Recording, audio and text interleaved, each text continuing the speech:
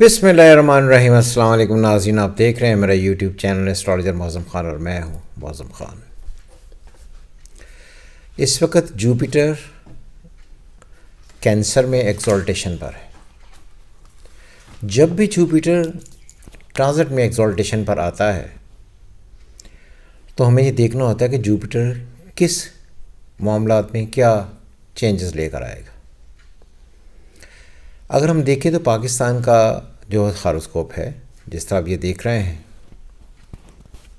Sun in Leo, Mercury in Leo, Venus in Leo and Saturn in Leo, Rahu in Taurus, Ketu and Jupiter in Scorpio, Moon and Mars in Cancer. तो पाकिस्तान का जो basically Jupiter है वो अच्छी जगह पर place होने के साथ साथ ना सिर्फ मून को ट्राइन दे रहा है बल्कि अच्छे एस्पेक्ट में है, जिसकी वजह से ये कहा जाता है कि जब भी जुपिटर एक्सॉल्टेशन पर आएगा तो बेहतरी लाएगा। और ये बात भी याद रहे कि जुपिटर एक्सॉल्टेशन में बेहतरी के साथ साथ लीगल चेंजेस लेकर आता है। तो अगर आपने देखा होगा कि इस वक्त बहुत शोर है 27वीं तरमीम का। मैंने हमेशा ये कहा है, आपको सबको याद होगा, कि खुदा के वास्ते ये जो पॉलिटिशियंस हैं, कोई भी एक है, इनके पीछे बहुत ना लगें। ये अपने ज़ाती इंटरेस्ट के लिए, अपने ज़ाती मफाद के लिए, अपनी ज़ाती तरक्की के लिए, अपने आप को प्रमोट करने के लिए और आपको बेवकूफ़ बनाकर अपना फ़ायदा उठाने के लिए ही पैदा हुए। अब 27वीं इस वक्त तरमीम हो चुकी, कौमी असम्बली से भी और सेनेट से भी मंजूर हो चुकी,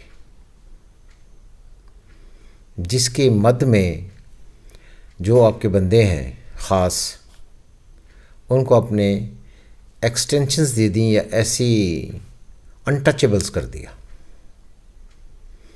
और फिर जिन जिन को आप ये करते हैं फिर उन्हीं के ख़िलाफ़ ही आप हो जाते हैं। इसकी एक बहुत बड़ी मिसाल है जनरल कमर जावेद बाजवा, जो इस वक्त पीटीआई एहतजाज कर रही है।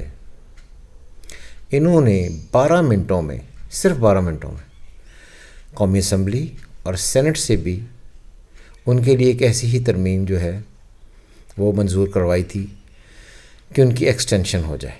फिर उन्हीं के लिए इन्होंने जो अल्फाज इस्तेमाल किए वो आपको सबको ही पता है।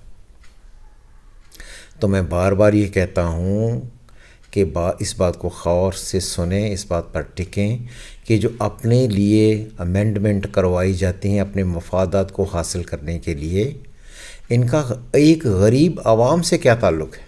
कोई ताल्लुक़ है क्या? ये जो तरमीम हुई हैं इनसे किसी एक आम सादा आदमी को कोई फ़ायदा हुआ? Answer is no. तो भाई मैं सबसे पहले जब भी ये कहता हूँ कि सबसे पहले पाकिस्तान, तो थिंक ऑफ पाकिस्तान।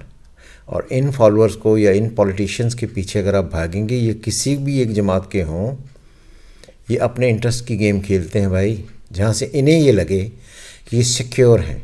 वो चाहे पीपल्स पार्टी है, पीटीआई है, कोई और जमात है, कोई भी है। तो मैं बार बार ये कहता हूँ कि आपको अगर किसी ने पाकिस्तान में बचाना है तो दैट इज़ पाकिस्तानी फोर्सेस।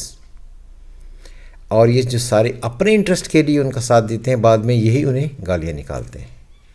सो एक यही मेरा मैसेज था कि आंखें खोलें और देखें कि जिन लोगों के लिए हम अपनी जान देने के लिए, कुर्बान होने के लिए, एक दूसरे को गालियां देने के लिए, क्रॉस टॉक करने के लिए, अपने आप को बड़ा दिखाने के लिए एक पार्टी का इस हद तक सपोर्ट करते हैं कि दूसरे के दुश्मन बन जाते हैं, इनसे आपको कुछ नहीं मिलना। ये अपने अपने इंटरेस्ट के हैं। मुझे वज़ीर आज़म बनाओ, मैं ये कर दूँगा। अच्छा जी, आपको बना दिया, अब इनकी बारी आ गई, इनको बना दो, ये कर देंगे। कुछ हुआ?